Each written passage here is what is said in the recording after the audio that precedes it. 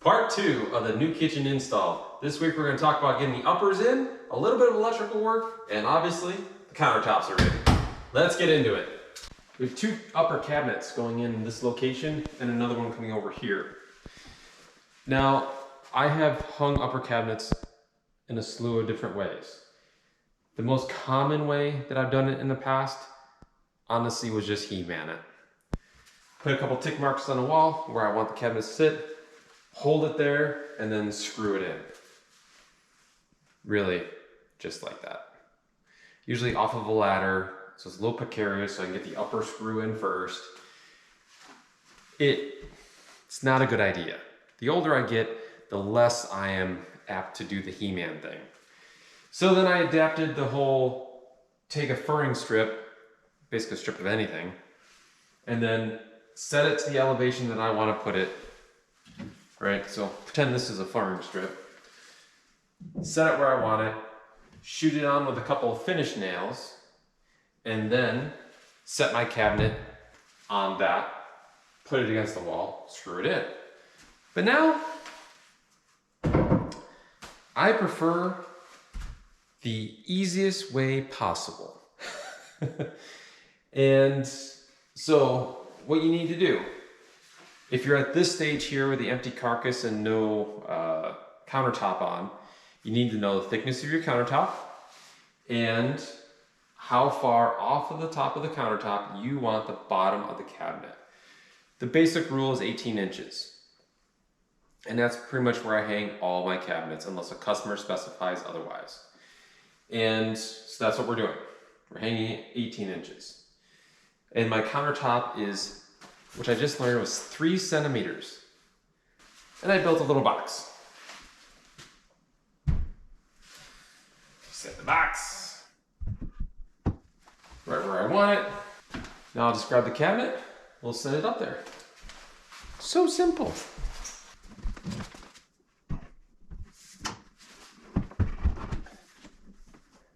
Now if we were to set this cabinet here and then mold the next cabinet into it, problem we would have is down here.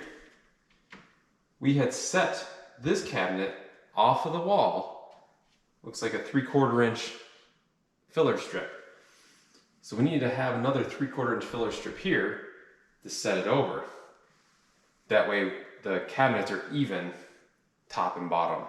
Problem is we don't have any more filler strips. All right, so I did some rummaging around downstairs and I did have a little chunk left over. So we can at least get these 2 cabinets hung. The one over here, just gonna have to wait until I can get some more of this. Let's measure that. It's right at 3/4 inch. And this guy is 7/8 inch. What I should do though is check. That's pretty gappy right there. Look right in there, there's a little bit of a gap. There, it doesn't have any gap. So my little chunk here that has 7/8 inch thickness, what I'll do is I'll taper it from 7/8 down to 3/4 inch.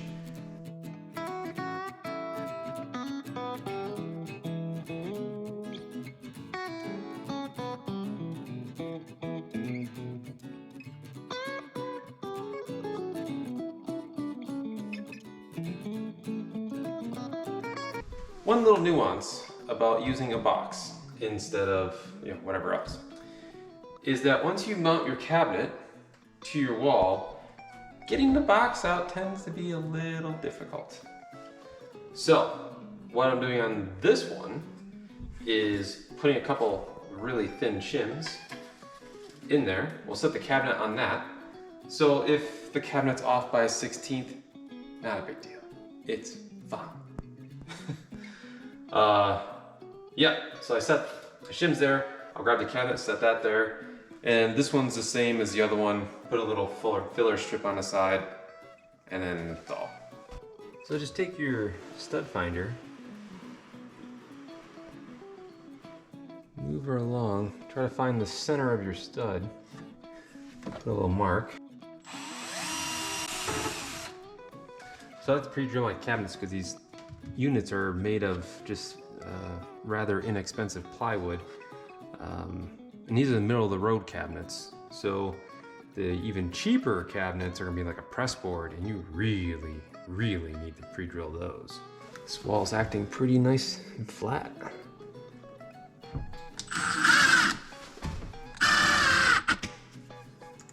Yeah, see, there she is. Next little challenge we need to get through is the customer wants to add a sink incinerator, or not incinerator, the garbage disposer. That's what it says on it, disposer. I always feel weird saying garbage disposer. But anyway, garbage disposal. They want to add one of those. They want to put a switch right here for it. And I already dug the foam out in the floor joist, because this is a balloon frame, so it should go, you know, straight up through, and I'm getting blocked by foam. So this cabinet has to come out. I have the screws out of it already. Next, I need to pull the screws out that are in that chase down here for the toe kick. Remember, I talked about that? Well, we need to get that screw out that's all the way down there next to the floor. Yeah, wish me luck.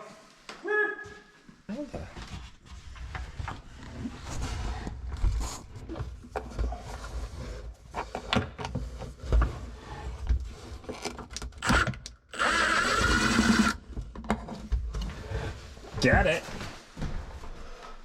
That was so bad.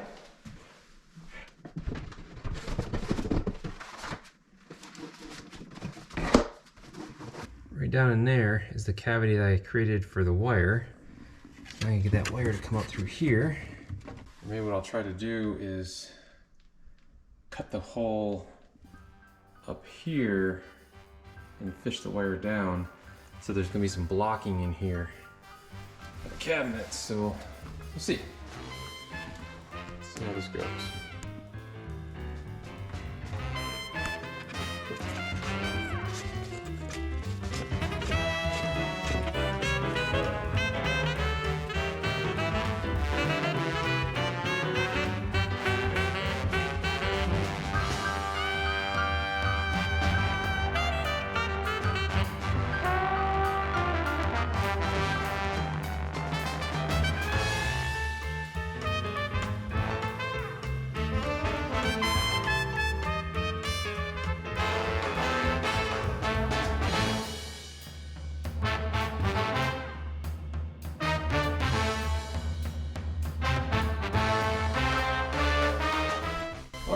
The third and final stove has been delivered. It is a much lower back, so I was able to cut this guy down. And now, what I need to do is worry about the power for the stove and for the little bar top here. The customer wants some outlets on the underside so they can plug phones in and such. And so what I'm gonna do is put a couple of studs in, because we need to sheetrock the section behind the stove. And in all reality, I should have sheetrock going all the way across, behind the cabinets and everything else. And I'll be honest with you, it didn't happen because I was so scared about cutting this floor open and erecting this wall and making sure the location was correct that I completely forgot about the thickness of the sheetrock. So the stove, it's gonna live half an inch that way. And that's just gonna have to be okay because I am not tearing this all apart. Okay, so in order to put sheetrock in, I need some nailers. Boy, I cut that tight, didn't I? Flush that up nice. Throw a couple nails in that.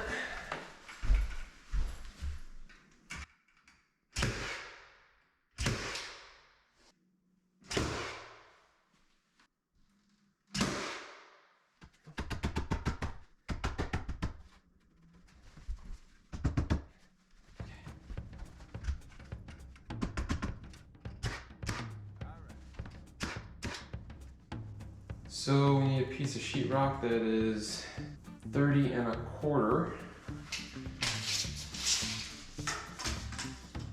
by 40 1/2.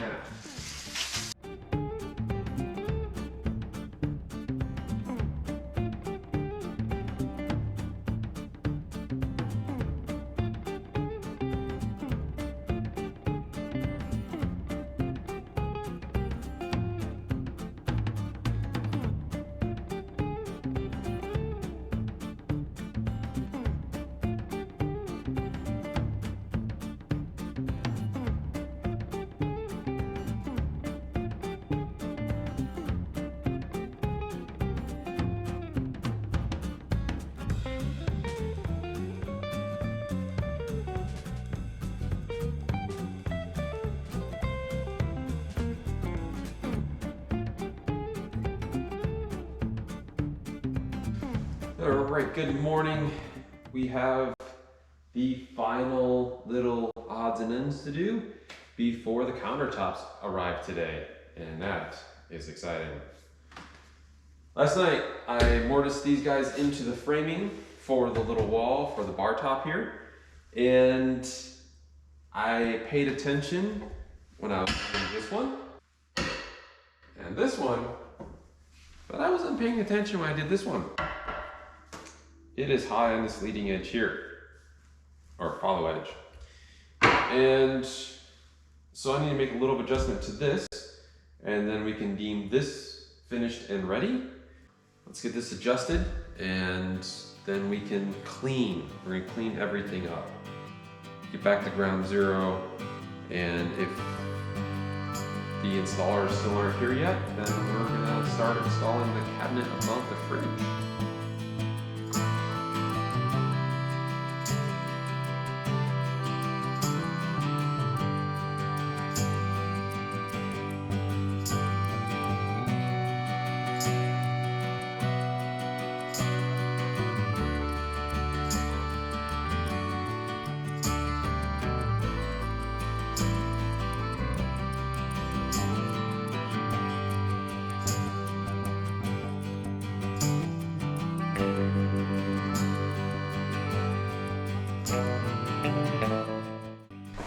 As you just saw, countertops all got installed, and this is Chalin. He's the one who did the installation. So when you come to a house and you do your installations, what are some of the problems that you run into during the install? Every now and again, things break. Sometimes measurements are off, or sometimes there's misclicks on the computer, which causes the machines to mess up what they're supposed to be doing.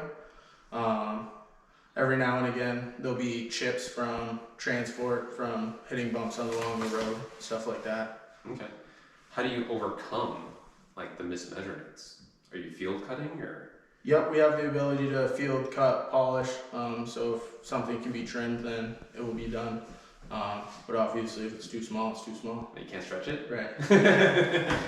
All right. And so for the folks that are local, how far do you guys range? 2.5 hours from Milton, Vermont, in every direction except for Canada. This is within 2.5 hours? 2 hours and 15 minutes. Yes! Got Just it. made it. All right, well, I appreciate your help. Of course. Yeah, have a safe trip back. Thank you. Thank you, sir. You're welcome. Yeah. I was able to leave this all clamped up over the weekend, so let's see how she did. What happened was I tried to cut, this whole chunk out in one piece, leaving this attached to this, but my table saw it doesn't go tall enough. I didn't think that through. But per usual, I've always have another workaround. And went ahead, just snapped the whole thing off, came in here, cleaned this up with a chisel, and then glued this piece back onto here. And we'll see how well it turns out. The beautiful thing about trim is that if it looks good, it is good. It's good and strong. That's great.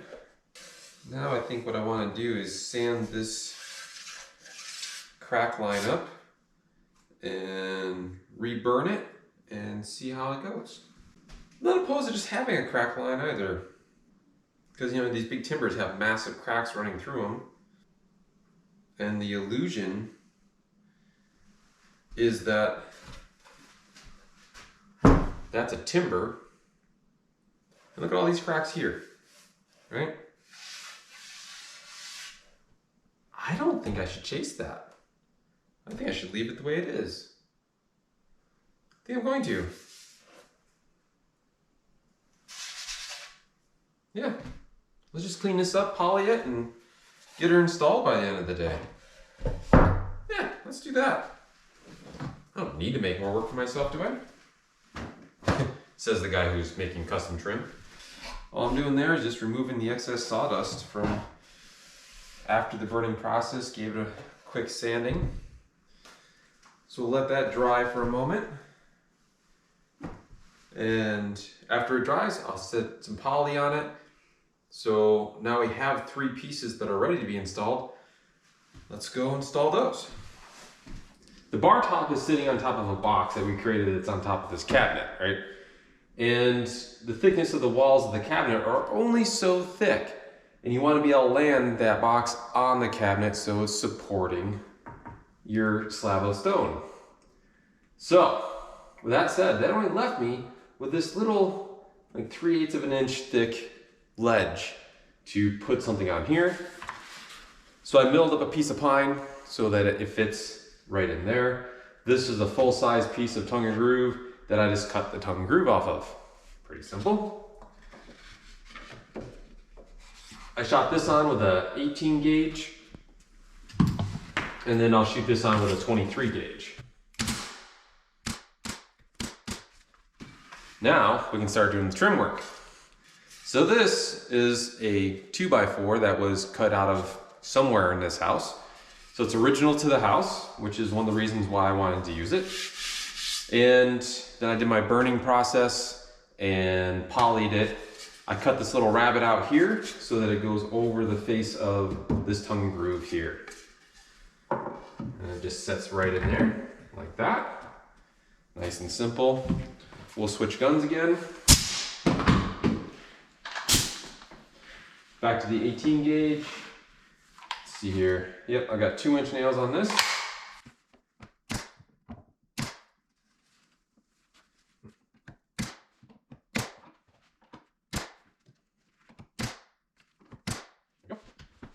This little guy, where it was sitting, the poly kind of pulled up on its edge. So I'll just shave a little bit of that off. Okay. So now this is the same material, the 2x4. I just milled, I milled it. So now it is a 1-piece exterior trim. I cut a little notch out to go around the bracket for the support of the countertop. And it will sit right in there. So now that's kind of fleshed up here. So that makes it nice and clean, and we can shoot that on.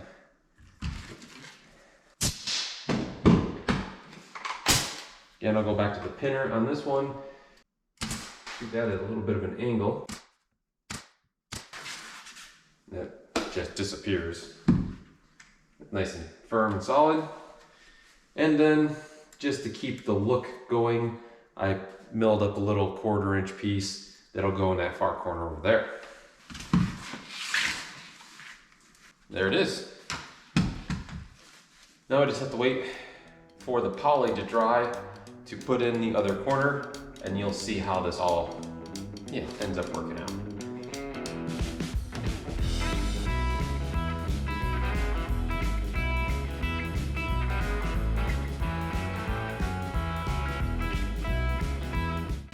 This is the toe kick for underneath the kitchen sink.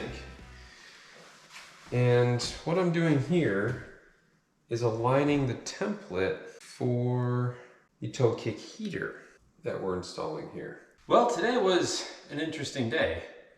In all reality, I think I'm officially booking almost 4 years out. It's incredible. The need for skilled tradespeople in this area it's amazing. And people are willing to wait.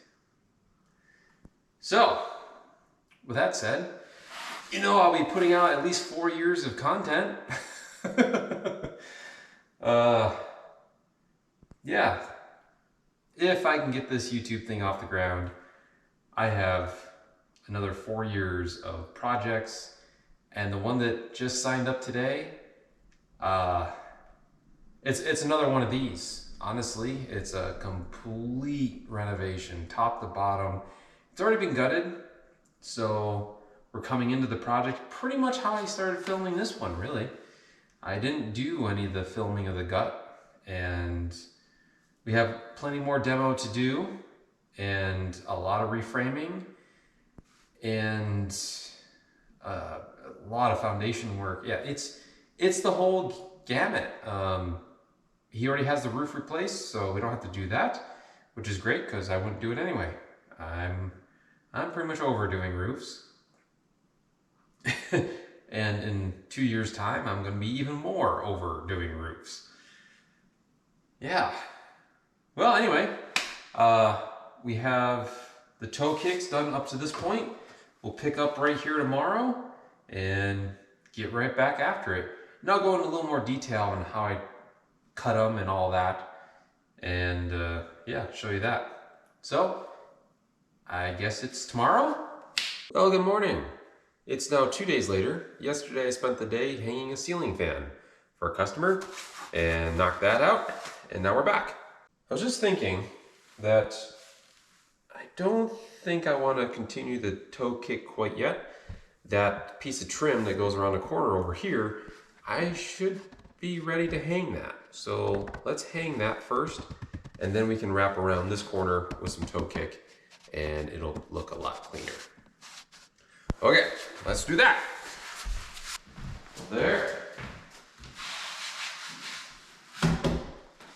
What do you think of that? The question is, does it look like there's a 5x5 post sitting right here? I think it does. Of course, that's what my design was. That was my thought process behind doing it. Throw a comment down below. Let me know if I accomplished what I was hoping to accomplish. And then, eventually, when you see the whole project finished, you'll see why all these details kind of add up and why they matter. Yeah. All right. Let's get back to toe kicks. Yay, toe kicks. All right, toe kicks. Typically, well, actually I can't even say typically. Most of the houses I work on are older, and they tend to have some pretty wonky floors. And when you have wonky floors, you can either have countertops that are slanted one way or another, or you can shim all your cabinets to be the same elevation. And that's the route I chose, because that's just how I do things. Now, a little trick that I learned a while back is that the toe kick itself, the space underneath here, right? If you have it all shimmed, that means you're going to have gaps that are bigger than a standard toe kick. Okay? Now your standard toe kick is this stuff here. It's 4.5 inches, top to bottom. And as soon as you start shimming, now you're going to have a gap above your toe kick. And sometimes you can get away with it because how often? Right now, you're about 2.5 feet off the ground.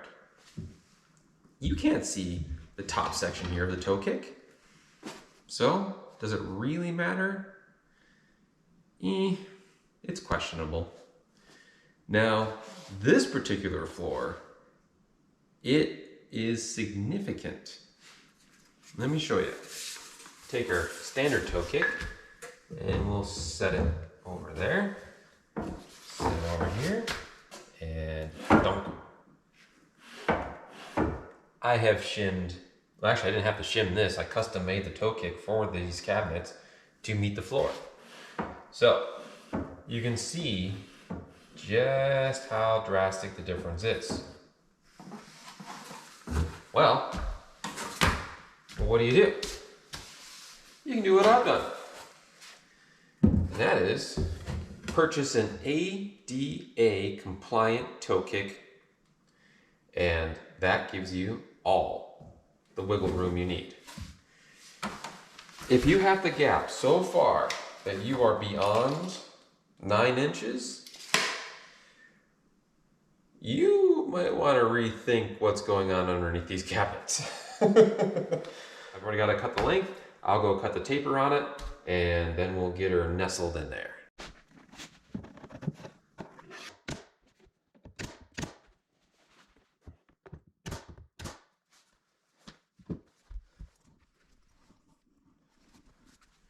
With this piece going on the outside, you can see all of this end grain, and it looks awful, just awful. And whenever I do painted cabinets, I always ask for a touch-up kit. So they send you a little, usually a shaker pen with a felt tip, and it allows the paint to come out. Well, for whatever reason, the painted cabinets, the paint is always dark. It's always a couple of shades darker than the cabinet itself. I've never understood that. But they also send you this little crayon. And let me tell you, this guy is an exact match on color. I don't understand how they do that or why. But anyway, you take your crayon and you just fill in that plywood end grain texture, and it gives you a nice smooth edge, just like the cabinet is. So it fills all the nooks and crannies, and you just, resort to your childhood and just color her in. Who said playing with crayons wouldn't pay off in the long run? I didn't say eat crayons. Play.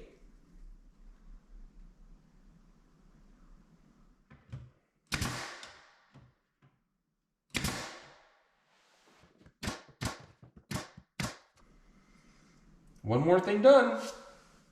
Duper duper. Well, the kitchen is coming right along. I'm really pleased. The overall functionality of the kitchen, I think, is going to work really well for the new homeowner. We have the triangle engaged, range, sink, refrigerator. Fridge is a little bit far out, but the benefit to that is that when you have guests and they come in, they grab something from the fridge, they're not going to interfere with the person cooking. So the person cooking can have access to all the counter space, minus that one. But you can have hors d'oeuvres or something over there. I don't know. I'm not a huge entertainer, and in fact, my kitchen is a complete dead zone for entertaining. It's awful. This is wonderful. And I think that's probably how the design happened, is all the quirks of my own personal kitchen came out and just, dispersed those. One thing that my wife really, really would love to have is the ability to cook and still be part of the entertaining space. And that's why the range is where it is. And, this nifty floating hood thing. And if you want to see this get installed, hit that subscribe button and YouTube will warn you of the next video coming out. Or if you just want to see another video that YouTube thinks you'd like to enjoy, hit that button down there. All right. Thank you for stopping by High Peaks Home.